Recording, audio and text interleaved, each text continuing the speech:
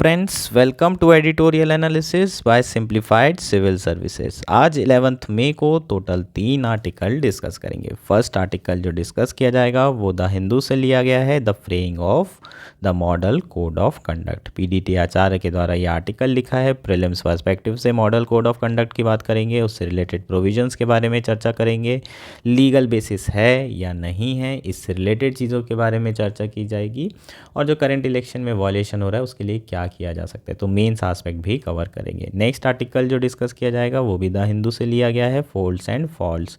इसमें हम protein folding problem के बारे में बात करेंगे। इंपॉर्टेंट कॉन्सेप्ट है, बायोटेक्नोलॉजी के पर्सपेक्टिव से, GS3 पर्सपेक्टिव से बहुत इंपॉर्टेंट है। प्रीलिम्स में इस बार आपको क्वेश्चन दिख सकता है। नेक्स्ट आर्टिकल और आज का लास्ट आर्टिकल जो डिस्कस करेंगे वो है Israel Saudi Arabia and the churn in the Middle East, the view from India. बहुत इंपॉर्टेंट ये आर्टिकल है। वेस्ट एशिया में अगर स्टेबिलिटी आ जाती है तो इंडिया को क्या फ़ायदा होगा उसके बारे में चर्चा की जाएगी। तीनों आर्टिकल अच्छे से डिस्कस किए जाएंगे। अगर आपको इसकी PDF चाहिए तो आप जो है हमारे टेलीग्राम चैनल को ज्वाइन कर सकते हैं, जिसकी लिंक आपको नीचे दी गई होगी। मोर में क्लिक करिए, वहाँ पर लिंक में क्लिक करिए और डायरेक्टली हमारा चैनल ज्वाइन करिए, या फिर सिंप्लीफाइड सिविल सर्विस सर्च कर लीजिए और उसके थ्रू भी आप ज्वाइन कर सकते हैं। अगर आपको हमारा एनालिसिस पसंद आ रहा है तो प्लीज़ लाइक करिए, कमेंट करिए, शेयर करिए, सब्सक्राइब करिए। आइए शुरू करते हैं हमारा एनालिसिस। हमारा फर्स्ट आर्टिकल है the fraying of model code of conduct. यह आर्टिकल द हिंदू में आया है। GS2 पॉलिटी मेंस के पर्सपेक्टिव से बहुत ज़्यादा इम्पॉर्टेंट ये आर्टिकल है। मेंस में आपको क्वेश्चन आ सकता है मॉडल कोड ऑफ कंडक्ट के ऊपर। क्या मॉडल कोड ऑफ कंडक्ट को लीगल बैकिंग देने की ज़रूरत है? मॉडल कोड ऑफ कंडक्ट ज़्यादातर जो है ऑन पेपर ही होता है, इसका इम्प्लीमेंटेशन प्रॉपर नहीं हो पाता है, तो इस तरह का क्वेश्चन आपको पूछा जा सकता है मेंस में। प्रीलिम्स पर्सपेक्टिव से मॉडल कोड ऑफ कंडक्ट के बारे में डायरेक्टली क्वेश्चन आ सकता है। ये हम पहले भी पढ़ चुके हैं, जब चुनाव शुरू होने वाले थे तभी हमने बात की थी मॉडल कोड ऑफ कंडक्ट क्या है, इसके अंदर क्या क्या प्रोविजंस होते हैं, सारी चीज़ें डिटेल में पढ़े थे। एक बार और रिवीजन हो जाएगा, एक और बार पढ़ लेंगे। आर्टिकल आना था, बिल्कुल आना था। क्यों? क्योंकि इस वक्त जो है 18वीं लोकसभा के इलेक्शन शुरू हैं और जो कैंपेन है वो एकदम अलग लेवल पे चल रहे हैं, और आपको बहुत ज़्यादा ब्लेटेंट और एग्रेरियस वायलेशन देखने को मिल रहा है। किसका? मॉडल कोड ऑफ कंडक्ट का। तो कोई ना कोई आर्टिकल तो आना ही था और द हिंदू में ये आर्टिकल आया है। आर्टिकल जिसने लिखा है उनका नाम है PDT आचार्य, जो कि फॉर्मर सेक्रेटरी जनरल रह चुके हैं लोकसभा में। PDT आचार्य के आर्टिकल बहुत अच्छे होते हैं, लैंग्वेज बहुत अच्छी होती है। ट्राई करें इस आर्टिकल को एक बार पढ़ने का। इसी तरह की लैंग्वेज का आपको अपने मेंस आंसर राइटिंग में भी यूज़ करना है। इतनी ही सिंपल लैंग्वेज होनी चाहिए, लेकिन एप्रोप्रिएट टर्म का आपको यूज़ करना है। अब आर्टिकल शुरू करते हैं। 18वीं लोकसभा के इलेक्शन चल रहे हैं, इलेक्शन कैंपेन जोरों शोरों से चल रहे हैं, और दुख की बात यह है कि उतने ही जोर शोर से मॉडल कोड ऑफ कंडक्ट का वायलेशन हो रहा है। जो मॉडल कोड ऑफ कंडक्ट है उसे पॉलिटिकल पार्टीज़ को ओबे करना है, वो ड्यूटी बाउंड है। क्यों ड्यूटी बाउंड है? क्योंकि सबसे पहले तो इसे इलेक्शन कमीशन ऑफ इंडिया ने बनाया है, और इलेक्शन कमीशन ऑफ इंडिया ने जो मॉडल कोड ऑफ कंडक्ट तैयार किया है उससे सारी पॉलिटिकल पार्टी ने एग्री किया है कि ये मॉडल कोड ऑफ कंडक्ट होना ही होना चाहिए। इसके थ्रू क्या होगा, जो इलेक्शंस होंगे वो पीसफुल होंगे, ऑर्डरली होंगे और सिविलाइज्ड इलेक्शन हो पाएंगे। इसलिए चूंकि आपने ही एग्री किया है, आप में ही कंसेंसस है सारी पॉलिटिकल पार्टी में कि मॉडल कोड ऑफ कंडक्ट होना चाहिए, आपको तो उसको फॉलो करना ही चाहिए। आपकी तो ये नैतिक जिम्मेदारी है, मॉरल रिस्पॉन्सिबिलिटी है। लेकिन पॉलिटिकल पार्टीज़ जब चुनाव के मैदान में उतरती है तो किसी भी हद तक के चली जाती है। इंडिया में जो इलेक्शन है वो वॉर की तरह ट्रीट किए जाते हैं। एक दूसरे को हराना और सत्ता के लिए किसी भी हद तक चले जाना हमारे यहाँ इलेक्शन में बहुत नॉर्मल चीज़ है। इनफैक्ट अब तो ये नॉर्म बनता जा रहा है। कोई भी अपॉर्चुनिटी लीडर्स नहीं छोड़ते एक दूसरे को अटैक करने के लिए। इवन उनकी पर्सनल लाइफ पे भी जो जितने भी आपके लीडर्स होते हैं जो कि लड़ रहे हैं, कैंपेन कर रहे हैं, एक दूसरे की पर्सनल लाइफ पर भी अटैक कर रहे हैं, कमेंट कर रहे हैं, जो कि मॉडल कोड ऑफ कंडक्ट का ब्लेटेंट वायलेशन देखने को मिलता है। इस इलेक्शन में भी आपको ये सारी चीज़ें देखने को मिली है। खूब डिस्टॉर्शन है, फॉल्सूट फैलाया जा रहा है, एक दूसरे के बारे में झूठ फैलाया जा रहा है, कम्युनल अपील की जा रही है, धर्म के नाम पे वोट मांगे जा रहे हैं, कास्ट के नाम पर वोट मांगे जा रहे हैं, डिवीज़न किया जा रहा है सोसाइटी में ऑलरेडी जो है जो फॉल्ट लाइंस हैं इंडिया में, इतनी सारी डाइवर्सिटीज़ होने के कारण उन फॉल्ट लाइंस को और जो है डिवीजन करके और जो है उस खाई को बड़ा किया जा रहा है इस इलेक्शन में। तो ये जो है 18वीं लोकसभा इलेक्शन को अगर हम देखें तो सम अप कर सकते हैं इलेक्शन कैंपेन को जो अभी चल रहा है। तो उसी से रिलेटेड यहाँ पर हम सारी चीज़ें डिस्कस करेंगे। अगर कॉन्स्टिट्यूशन की बात करें तो संविधान ने इलेक्शन कमीशन ऑफ इंडिया को क्या कहा है, पावर दी है आर्टिकल 324 में कि आप जो है इलेक्शन करवाएंगे और इलेक्शन फ्री और फेयर मैनर में होना चाहिए। इनफैक्ट फ्री और fair election basic structure doctrine में भी आता है। मतलब फ्री और फेयर इलेक्शन को कॉम्प्रोमाइज़ नहीं किया जा सकता किसी भी लेवल पर। और आर्टिकल 324 के अंदर इलेक्शन कमीशन को एक्स्ट्रा पावर्स दी गई है ताकि फ्री और फेयर इलेक्शन कराए जा सकें। सुप्रीम कोर्ट के द्वारा इलेक्शन कमीशन के रोल और पावर पर क्या कहा गया है वो बहुत इंपॉर्टेंट है। इसे आप डायरेक्टली कोट कर सकते हैं, इसे आप एज इट इज़ नोट्स में भी लिख सकते हैं। Election commission of India versus state of Tamil Nadu and others 1993 का जजमेंट है, जिसमें सुप्रीम कोर्ट ने कहा था कि election commission of India is high constitutional authority charge with the function and duty of ensuring free and fair election and of the purity of electoral process. It has all the incidental and ancillary power to effectuate the constitutional objective and purpose.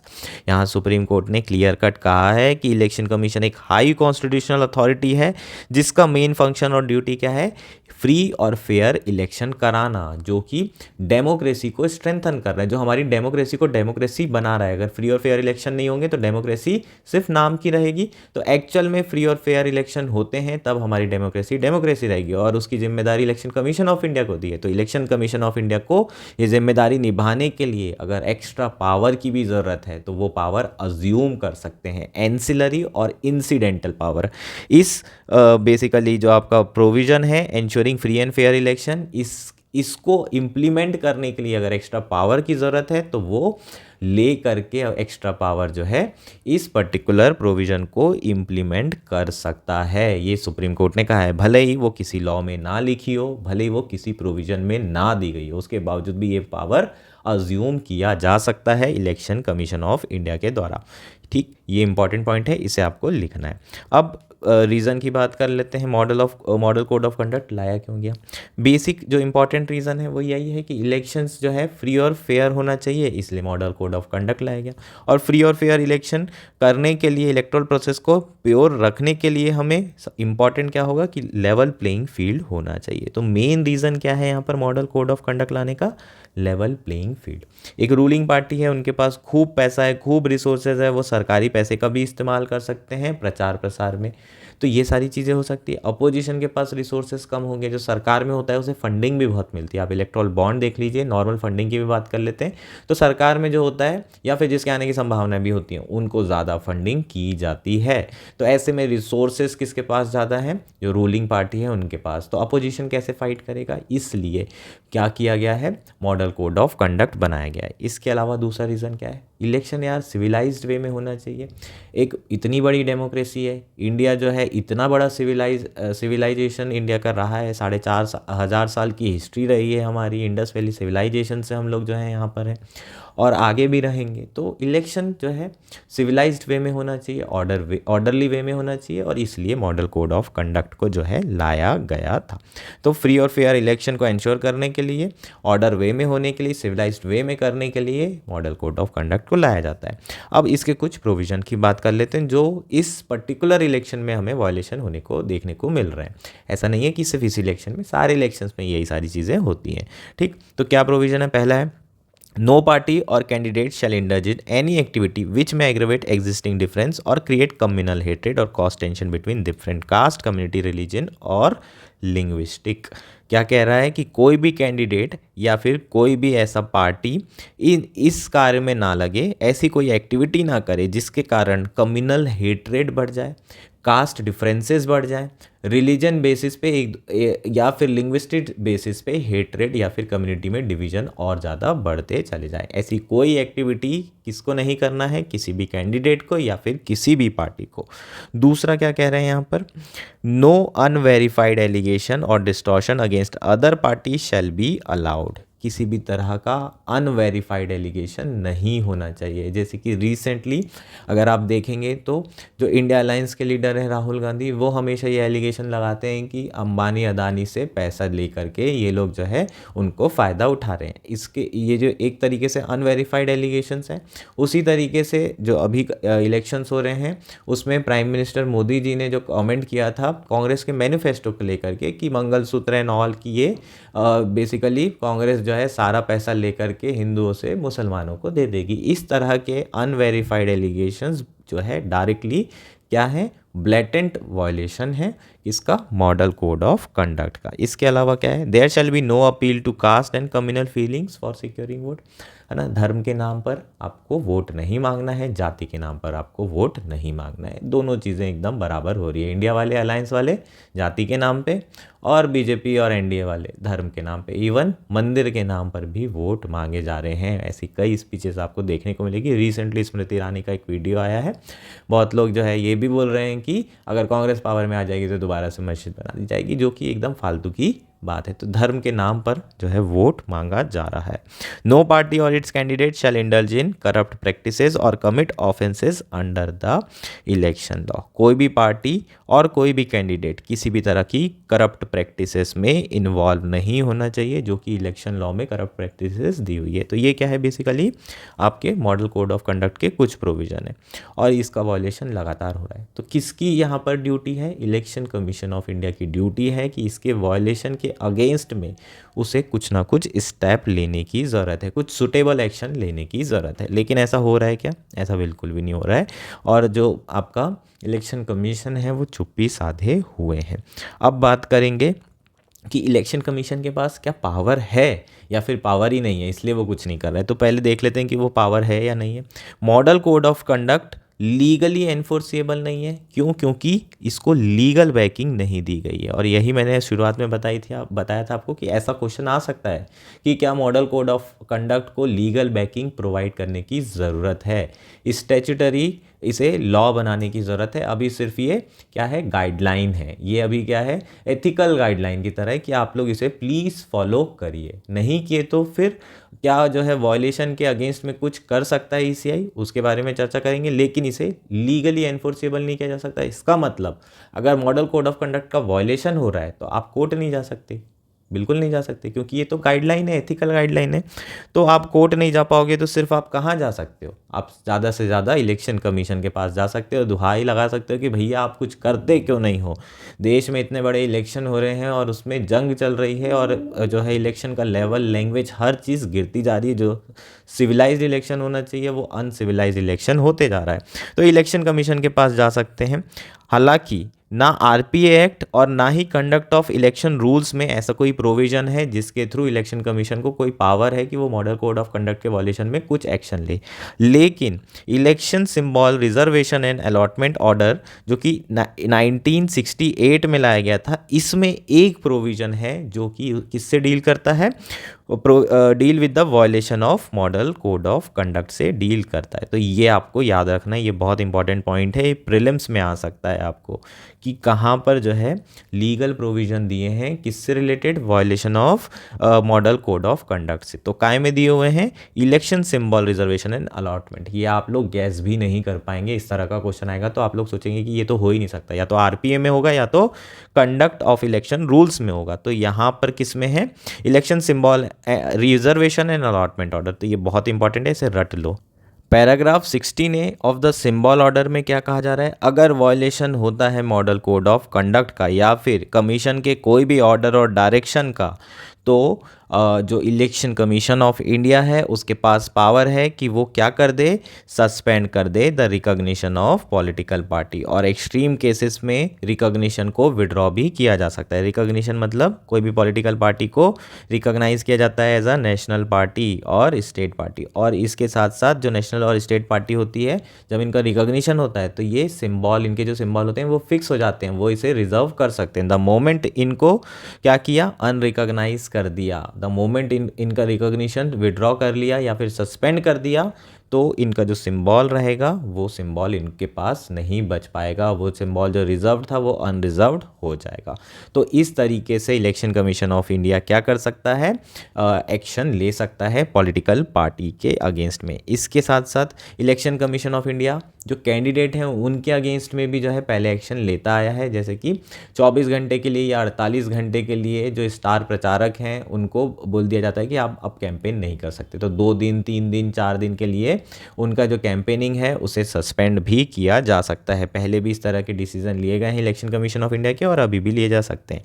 हालांकि अभी आपको देखने मिलेगा TN session के बाद से 1991-2-3 के around जो TN session election commission of India थे उस समय अलग लेवल था इलेक्शन कमीशन का। इलेक्शन कमीशन जो है एक्ट करते थे, एक्शन लेते थे, लेकिन उसके बाद से ऐसा देखने के लिए नहीं मिला। स्पेशली जो रूलिंग पार्टी है उनके अगेंस्ट में कोई भी एक्शन हमें इलेक्शन कमीशन ऑफ इंडिया से देखने को नहीं मिल रहा है।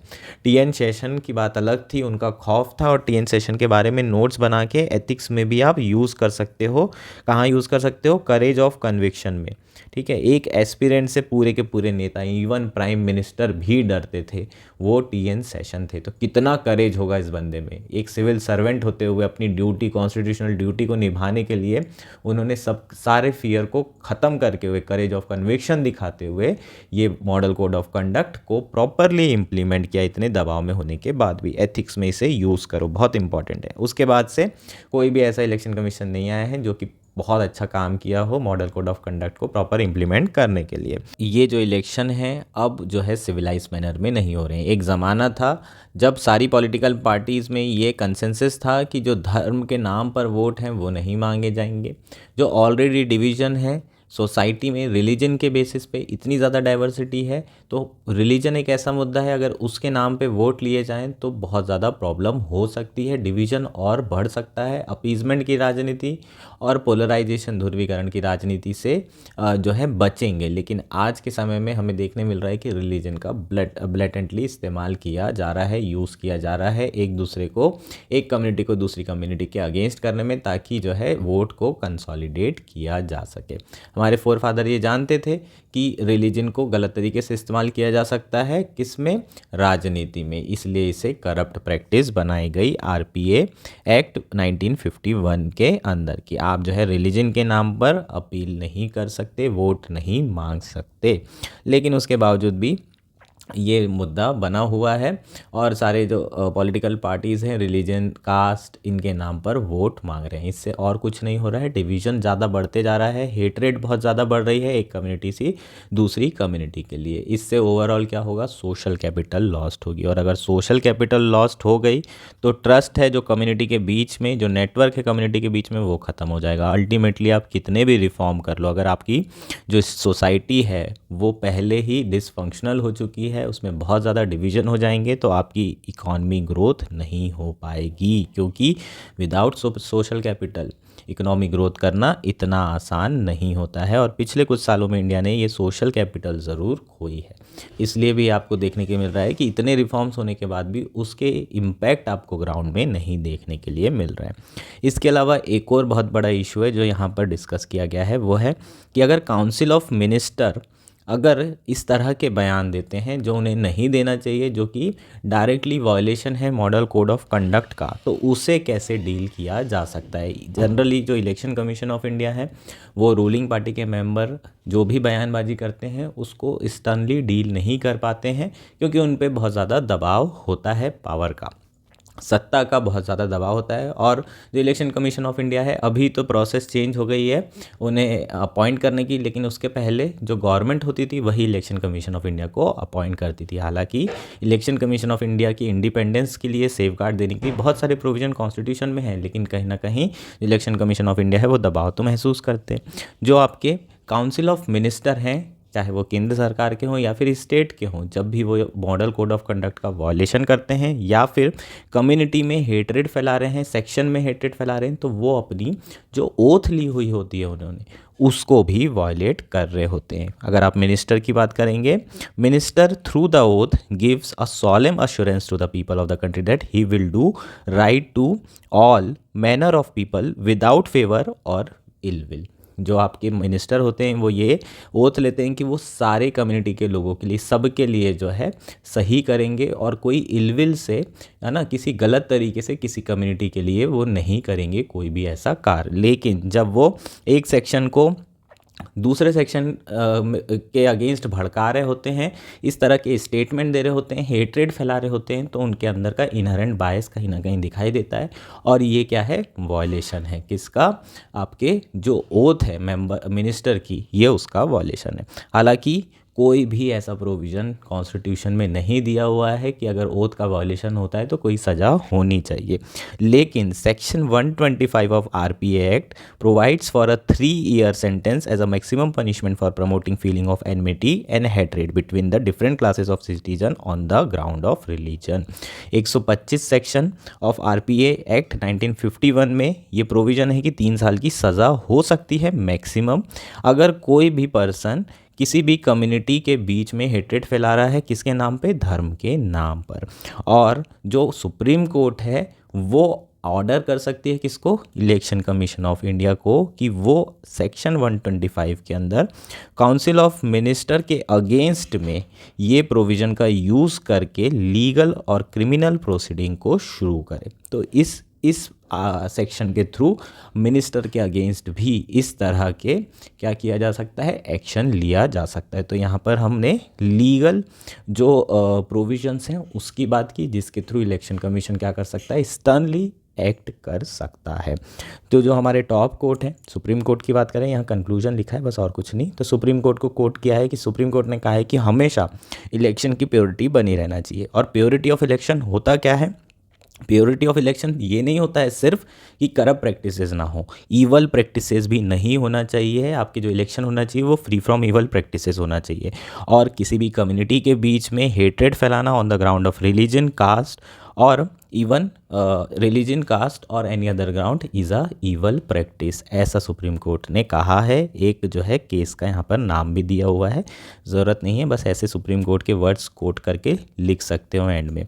और कॉन्स्टिट्यूशन ने इलेक्शन कमीशन के ऊपर बहुत ज़्यादा फेथ और पावर दी हुई है कि वो जो इलेक्शन है उसकी प्योरिटी को मेंटेन करें और उसके लिए इन पावर को यूज़ करें।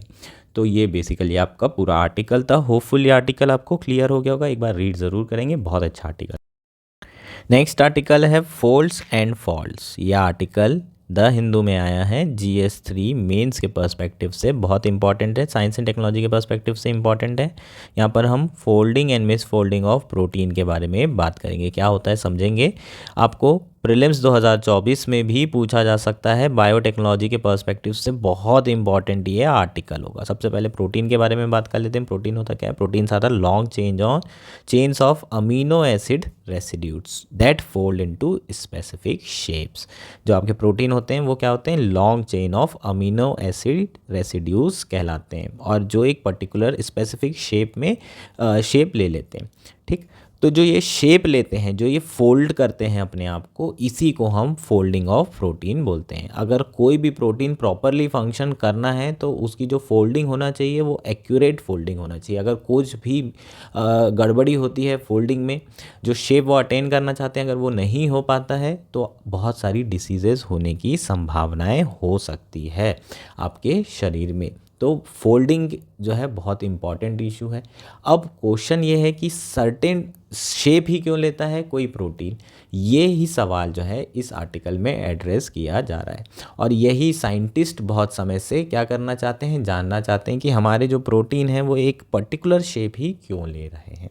ठीक, तो यहाँ पर देख लेते हैं, सबसे पहले प्रोटीन के बारे में और थोड़ा सा जान लेते हैं। तो प्रोटीन के फंक्शन हैं वो नॉर्मल फंक्शन कब होंगे, जब फोल्डिंग प्रॉपर होगी। अब प्रोटीन के सिंथेसिस की बात करें तो प्रोटीन का सिंथेसिस कैसे होता है, DNA इन्फॉर्मेशन देता है, mRNA मैसेंजर RNA वो इन्फॉर्मेशन ट्रांसफर करता है, उसके बाद प्रोटीन का सिंथेसिस होता है। प्रोटीन का जब सिंथेसिस होगा तो लीनियर शेप होता है उसका, है ना, किस तरीके का शेप होगा, इस तरीके का शेप होता है। उसके बाद जो है वो अपने आप को कन्वर्ट करता है और इस तरीके से फोल्डिंग करता है प्रॉपरली। जब फोल्डिंग प्रॉपर होगी तभी फंक्शन प्रॉपर होंगे। इनिशियली जो स्ट्रक्चर होता है वो प्राइमरी स्ट्रक्चर होता है, उसके बाद फिर वो सेकेंडरी में कन्वर्ट होता है। ये आपको सेकेंडरी अल्फ़ा और बीटा शीट दिख रही है।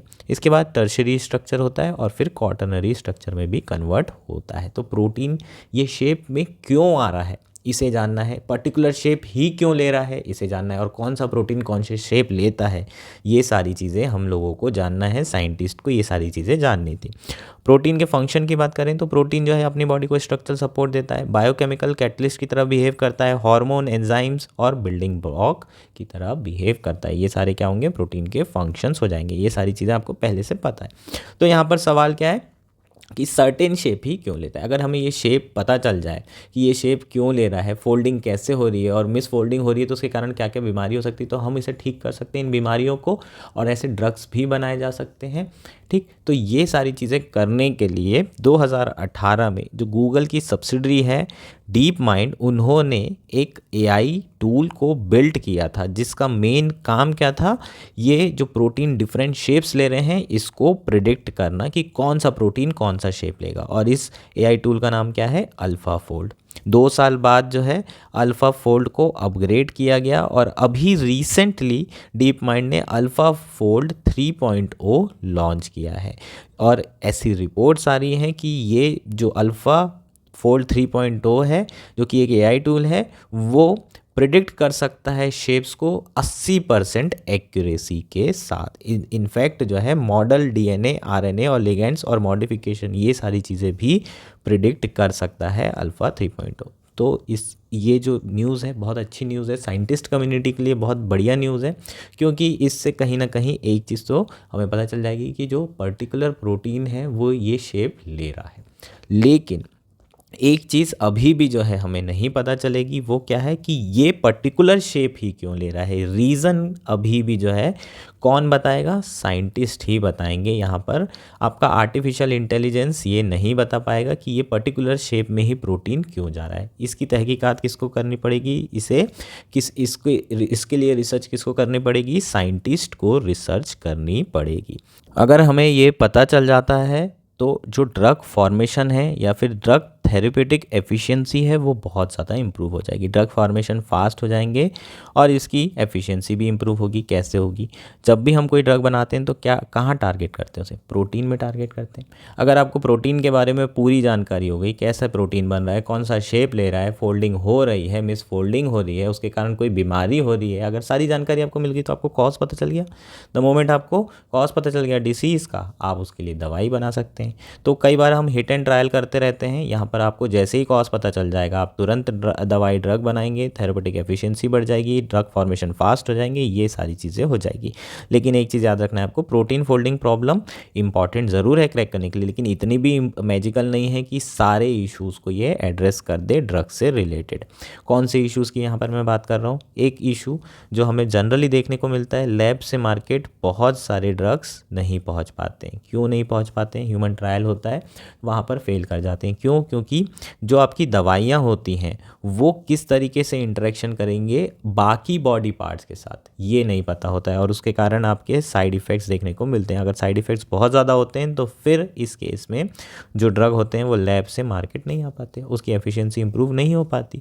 तो जो प्रोटीन फोल्डिंग प्रॉब्लम है वो इंपॉर्टेंट है, लेकिन सारे इश्यूज़ ख़त्म कर देगा ये बिल्कुल भी नहीं, लेकिन ये एक राइट डायरेक्शन में स्टेप है। एक इशू है वो क्या है, एक्सेस अल्फ़ा फोल्ड 3 का, वो साइंटिस्ट को देना ज़रूरी है, तभी तो वो ये रीज़न ढूंढ पाएंगे कि स्पेसिफिक शेप ही क्यों लिया।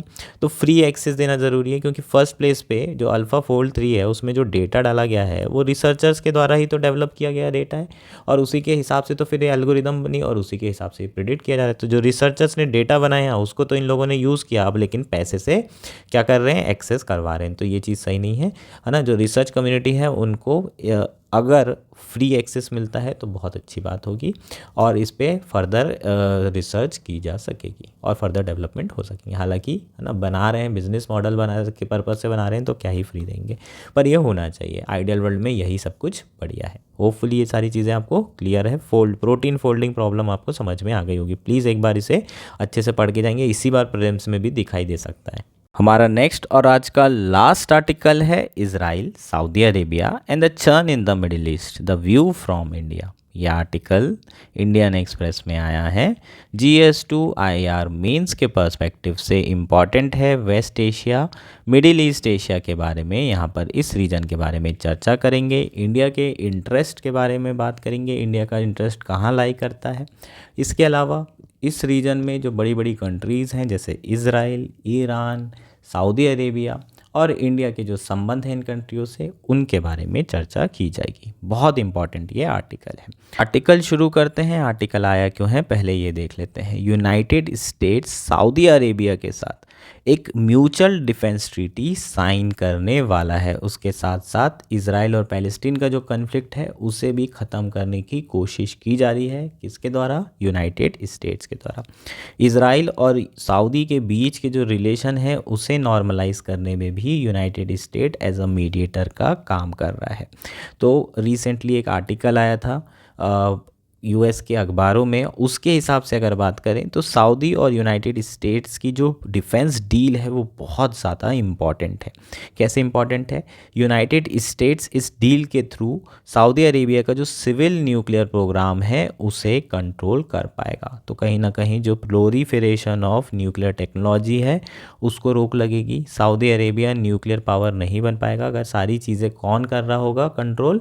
यूनाइटेड स्टेट्स कर रहा होगा। इसके साथ साथ एक म्यूचुअल डिफेंस पैक्ट भी जो है साइन किया जाएगा और सऊदी अरेबिया को कमिटमेंट देना पड़ेगा कि वो यूएस डॉलर से चाइनीज़ युआन में ट्रांसफ़र नहीं करेंगे इन ऑयल प्राइसिंग। मतलब ऑयल की जो प्राइसिंग है ना, जो पैसा लिया जाता है सऊदी अरेबिया के द्वारा, वो केवल और केवल डॉलर में ही लिया जाएगा। उसके लिए चाइना का जो युआन है उसका इस्तेमाल बिल्कुल भी नहीं किया जाएगा। ये कमिटमेंट कौन करेगा? Saudi Arabia. तभी ये डिफेंस डील साइन होगी। अगर ये डील को गो थ्रू होना है तो उसके साथ साथ जो सऊदी अरेबिया के रिलेशन है इज़राइल के साथ साथ उसे बेहतर करने की ज़रूरत पड़ेगी, नॉर्मलाइज करने की ज़रूरत पड़ेगी। और इसके लिए जो यूनाइटेड स्टेट्स है उसे क्या क्या करना पड़ेगा? उसे इज़राइल को परसुएट करना पड़ेगा कि आप पहले तो गाज़ा के बाहर आइए, आपने जो भी सेटलमेंट कर बढ़ा, जो आपने कन्फिस्केट कर रखा है पैलेस्टीन के लोगों के घर, उसको आप जो कब्जा करके रखें वो ज़मीन को छोड़िए और इसके साथ साथ 3 से 5 सालों के बीच में जो 2 स्टेट सॉल्यूशन है उसे इम्प्लीमेंट करिए और पैलेस्टीन को अलग बनाइए। अगर ये चीज़ें हो जाती है, इजराइल इन चीज़ों से एग्री कर जाता है, तो ये जो डील है ये आसानी से गो थ्रू हो सकती है। अगर ये डील म्यूचुअल डिफेंस ट्रीटी अगर ये साइन हो जाती है तो जो डेमोक्रेट्स हैं उनके लिए बहुत विन विन होगी। चुनाव आ रहे हैं और इसके साथ साथ यूएस दोबारा से एक बहुत बड़ा प्लेयर मिडिल ईस्ट एशिया में जो है अपने आप को एज अ अनाउंस करेगा, क्योंकि वैक्यूम हो गया था। यूएस जो है यहाँ से चला गया था, एशिया से चला गया था पूरे तरीके से, और उस वैक्यूम को चाइना ने भरा था। इस बारे में भी हमने बात की थी। ठीक, चाइना ने रिसेंटली सऊदी अरेबिया और ईरान के बीच में डील फाइनल कराई थी, तो कहीं ना कहीं चाइना का रोल यहाँ पर बढ़ते जा रहा था। तो अगर ये हो जाता है तो किसका रोल बहुत बढ़िया हो जाएगा? वापस कहीं ना कहीं यूनाइटेड स्टेट्स एक बहुत बड़ा प्लेयर हो जाएगा वेस्ट एशिया या फिर मिडिल ईस्ट एशिया की राजनीति में।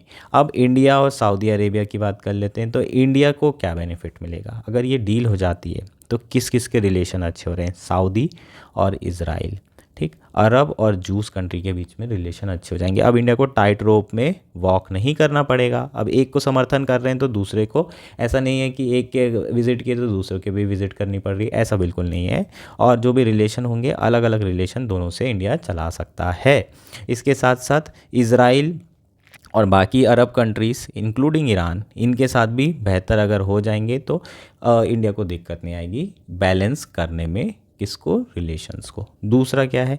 ये रीजन में स्टेबिलिटी रहे तो ऑयल के प्राइसेस क्या रहें? सही रहें, बढ़िया रहें, ज़्यादा ना रहें, बहुत हाई ना हो।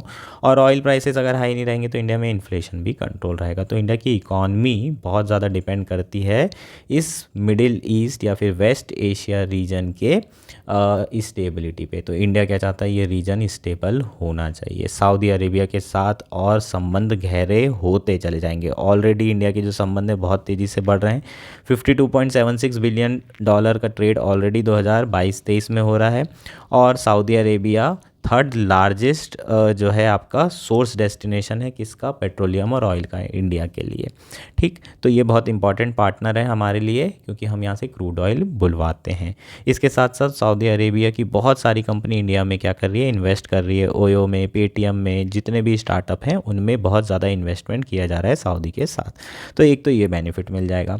सऊदी और इजराइल की राइवलरी ख़त्म होगी तो पीस रहेगा, शांति रहेगी इस रीजन में, और वही सारे कंट्रीज़ के किस हित में है, क्योंकि ऑयल के प्राइसेस कम रहेंगे। इंडिया और इजराइल का रिलेशन और अच्छा हो जाएगा, है ना। पहले इंडिया थोड़ा सा डर डर के चलता था, क्योंकि अरब कंट्री दुखी ना हो जाए, क्योंकि हमें तेल की ज़रूरत है। लेकिन अब जो है इंडिया के रिलेशन वैसे ही इजराइल से बहुत अच्छे हो गए हैं और बढ़िया रिलेशन हो जाएंगे। अभी 2022-23 में $10.7 बिलियन के आसपास जो है इंडिया का एक्सपोर्ट और इंपोर्ट हो रहा है। ओवरऑल ट्रेडिंग कितनी है? 10.7 बिलियन। 8.4 बिलियन इसमें इंडिया एक्सपोर्ट कर रहा है। ठीक, तो कहीं ना कहीं इंडिया के जो ट्रेडिंग रिलेशन है वो बहुत अच्छे हो रहे हैं इजराइल से। इसके साथ साथ और भी अलग अलग फील्ड में बहुत अच्छे रिलेशन हो सकते हैं। इंडिया बहुत सारे डिफेंस इक्विपमेंट किससे बुलवाता है? इजराइल से ही तो प्रोक्योर कर रहा है, तो वहाँ भी इंडिया को बहुत ज़्यादा बेनिफिट मिलेगा। तो ओवरऑल इंडिया के लिए बहुत अच्छी क्या है ये न्यूज़ है। इसके अलावा रिसेंटली G20 समिट में India middle east Europe economic corridor connectivity project भी अनाउंस किया था। ये भी तभी जो है चल सकता है, इसके जो है इम्प्लीमेंट होने के, इसके सक्सेसफुल होने के चांसेस तभी पॉसिबल हैं जब जो है इस रीजन में स्टेबिलिटी बनी रहे, अदरवाइज़ ये सारी चीज़ें पॉसिबल नहीं हो पाएगी। तो अगर हम इंडिया के पर्सपेक्टिव से बात करें तो ये बहुत अच्छी न्यूज़ है कि इस रीजन में शांति हो जाए। होपफुली सारी चीज़ें क्लियर है। होपफुली ये आर्टिकल आपको समझ में आ गया होगा। ये हमारा लास्ट आर्टिकल था। That's it for today. Thank you and enjoy your day.